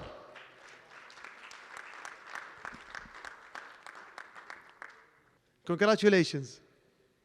أهلا وسهلا فيك حياك الله. تفضل. We are very appreciate and today we are very glad we see already the sponsors. We'd like to thank all the partnership and even about the support and even the organizer for this account for the success for the event. And now dear audience, now before that we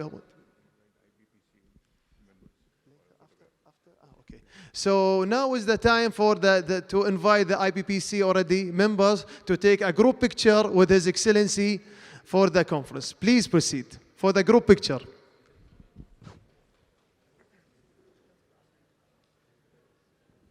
Welcome. Today, dear audience, today that's why we are very glad today. I would like to thank everyone who's joining us today for the conference, for India-Kuwait conference for IT the 2023. Thank you so much. And now it's time for the group picture. And also would like to welcome also the panelists and also the delegation for the group picture also. Would like to thank everyone who's joining us today in this conference. Please proceed.